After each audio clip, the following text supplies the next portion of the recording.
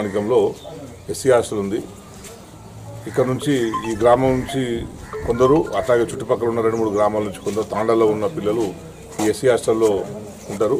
ఎస్సీలే కాకుండా ఎస్టీలు, బీసీలు, రెడ్డిలు, మిగతా ఎవరైతే పేదరికంలో ఉన్నారో వాళ్ళందరూ కూడా ఇక్కడ ఉండి చదువుకోవడం ఉద్దేశంతో ప్రభుత్వం ఈ హాస్టల్ని నెలకొల్పింది. అయితే 40 సంవత్సరాల ఈ పాడుబడ్డ బిల్డింగ్ కొనసాగడం అనేది దురదృష్టకరం. ఈ మధ్యకాలంలో వర్షాలు పడుతున్నాయి. వర్షాలు పడుతుంటే మొత్తం నీరంతా రూమ్లోకి వచ్చి చేరడంతో పిల్లలు పోయి బయట వేరే దగ్గర పడుకునే పరిస్థితి వచ్చింది. అంతేకాకుండా ఈ ఊరిలో అయితే వర్షం పడితే ఎప్పుడు కూలిపోతారని భయంతో పోయి ఇంట్లో పడుకుంటారు రాత్రి కూడా. అందుకే మేము ప్రభుత్వాన్ని అడుగుతున్నాం, వెంటనే దీన్ని షిఫ్ట్ చేయాలి, ఇక్కడ నుంచి వేరే బిల్డింగ్లోకి షిఫ్ట్ చేయాలి. ఆల్రెడీ మేము ఉన్నప్పుడు కూడా హాస్టల్ శాంక్షన్ చేపించినాం, కొంత వర్క్ జరిగింది. ఇప్పుడైనా మంత్రి గారు జోక్యం చేసుకొని కొత్తగా దీనికి అయ్యే నిధులు ఎంతైనా సరే దానికి వెచ్చించి కొత్త బిల్డింగ్ కన్స్ట్రక్ట్ చేయాలని చెప్పి మేము డిమాండ్ చేస్తున్నాం. అంతవరకు తక్షణమే దీన్ని వేరే బిల్డింగ్లకు మార్చాలని మేము డిమాండ్ చేస్తున్నాం. ఎందుకంటే ఈ బిల్డింగ్ పరిస్థితి చూసిన తర్వాత మేము లోపల చూసినాం, అట్లాగే బయట కూడా చూసినాం. బహుశా మీడియా మిత్రులు కూడా బయట కూడా చూస్తే మొత్తం ఒక్కసారి కనుక భారీ ఎత్తున వర్షం పడితే ఎప్పుడైనా అది గోడ కూలిపోయే పరిస్థితి ఇది దీంట్లో ఉన్నది. లోపల చూస్తే లోపల అట్లే ఉంది, బయట చూస్తే బయట అట్లే ఉన్నది.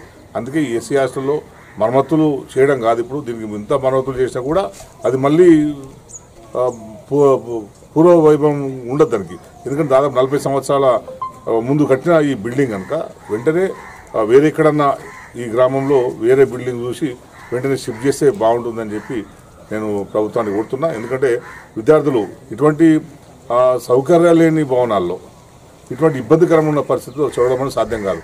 ఒకప్పుడు మేము కూడా హాస్టల్ చదువుకున్నాం. మేము చదువుకున్నప్పుడు 85లోనే మంచి మంచి బిల్డింగ్స్ ఉండే, అటువంటి బిల్డింగ్స్లో కూడా మేము చదువుకోవడానికి ఇష్టపడలేము. ఇప్పుడు జనరేషన్ మారుతుంది.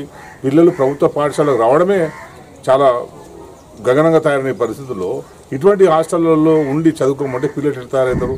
ప్రభుత్వం ఒకసారి దీన్ని పునరాలోచించాలి. ఎక్కడెక్కడైతే హాస్టల్స్ ఉన్నాయో, ఎక్కడైతే పాటుపడే హాస్టల్స్ ఉన్నాయో వాటన్నిటిని కూడా తీసేసి కొత్త హాస్టల్లో పిల్లలందరికీ కూడా మెరుగైన రీతిగా సౌకర్యాలు కల్పించాలని చెప్పి మేము డిమాండ్ చేస్తున్నాం. ఎందుకంటే మా టీఆర్ఎస్ బృందం కూడా అన్ని ప్రాంతాల్లో హాస్టళ్లను విజిట్ చేస్తున్నారు పిల్లలు. వాళ్ళు పోయే ముందు మాకు ఈ హాస్టల్ గురించి వాళ్ళు చెప్పడం జరిగింది. హైదరాబాద్ నుంచి వచ్చిన వాళ్ళు ఇక్కడ ఈ హాస్టల్ ఈ పరిస్థితిలో ఉన్నది, అది ఎప్పుడు కూడా కూలిపోయే పరిస్థితిలో ఉన్నది, దయచేసి అధికారులు జోక్యం చేసుకోవాలి, మీరేమన్నా మాట్లాడండి అని చెప్పి నాకు కూడా వాళ్ళు మెసేజ్ పెట్టారు పిల్లల తరఫున. ఎందుకంటే విద్యార్థి సంఘంగా పనిచేస్తున్నారు కనుక విద్యార్థుల మంచి యోగక్షేమాలు వాళ్ళు తెలుసుకోవాలి, వాళ్ళ సౌకర్యాన్ని కోరుకుంటారు కనుక మీరందరూ కూడా పిల్లలు ఎవరైతే ఉన్నారో రేపటి భారత పౌరులు వీళ్ళ యోగక్షేమాలను చూసుకోండి. కానీ ఈ ప్రభుత్వం చూస్తుంటే చాలా రెసిడెన్షియల్లో చూస్తుంటే మన బొమ్మరెడ్డిగూడెం రెసిడెన్షియల్ స్కూల్లో కూడా పిల్లలు గొడవ చేశారు. సరైన రీతిగా ఫుడ్ లేదు, అట్లాగే నాణ్యమైన ఫుడ్ పెడతలేరని చెప్పి. మరి ప్రభుత్వం ఏం చేస్తుంది? నిఘా ఏమైపోయింది? పాఠశాలల మీద, హాస్టళ్ల మీద ప్రభుత్వ యంత్రాంగం ఎప్పుడు మానిటరింగ్ చేస్తున్నారు కదా. అక్కడ పిల్లల్ని చదువుకోమంటే ఎట్లా ఊరికే చదువుకుంటారా? పిల్లల్ని అద్భుతంగా చదువుకోవాలని కేసీఆర్ గారు ఉన్నప్పుడు ఎంత బ్రహ్మాండంగా ఎంకరేజ్ తీసుకొచ్చిండు. హాస్టళ్లలో మెస్సుల ఛార్జీలు పెంచారు, అట్లాగే నీకు స్కాలర్షిప్లను పెంచారు, సన్న బియ్యాన్ని ఇచ్చారు, వాళ్ళకు డ్రెస్సు, అట్లాగే పెద్ద ట్రంక్ పెట్టారు. ఇటువంటి ఇంతకుముందున్నా కూడా కొంచెం మెరుగైన విధంగా కేసీఆర్ గారు చేశారు.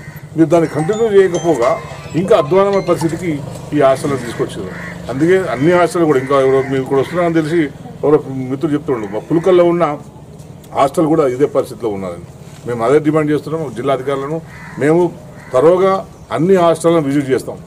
ఎందుకంటే మళ్ళీ మేము మాట్లాడితే మీరు రాజకీయం అనుకుంటారేమో. అందుకే మేము ముందే మీకు చెప్తున్నాం, హాస్టల్లో ఉన్న సౌకర్యాలని మెరుగుపరచండి, పిల్లలకు మంచి భోజనం పెట్టండి, మంచి సౌకర్యాలు ఇవ్వండి. మేము వారానికి ఇట్లా మా వాళ్ళందరూ కూడా మేము వారానికి ఒకసారి ప్రతి హాస్టల్ని మేము విజిట్ చేస్తాం. విజిట్ చేసి పిల్లలకు మద్దతుగా మేము ఉంటాం. పిల్లలకు మంచి చదువు చదివించాలి, మంచి ఆరోగ్యంగా ఉండాలంటే మంచి ఫుడ్ పెట్టాలి, ఆరోగ్యంగా ఉండాలంటే పరిసరాలు శుభ్రంగా ఉండాలి. అంతే కదా. నువ్వు ఇట్లా ఉంటే ఆరోగ్యంగా ఉంటారా పిల్లలు? ఎవరు ఉంటారు కదా. అందుకే ప్రభుత్వం, కలెక్టర్ గారు వెంటనే దీన్ని చొరవ తీసుకోవాలి. మొత్తం మా నియోజకవర్గంలో ఎన్ని హాస్టల్స్ ఉన్నాయో అన్ని హాస్టల్స్లలో విద్యార్థుల భద్రత మీద, అట్లాగే భవనాల నాణ్యత మీద, భవనాల్లో నెలకొన్న సమస్యల మీద వెంటనే రివ్యూ పెట్టి పిల్లలకు మంచి సౌకర్యాలు కల్పించాలని చెప్పి మేమందరం డిమాండ్ చేస్తాం.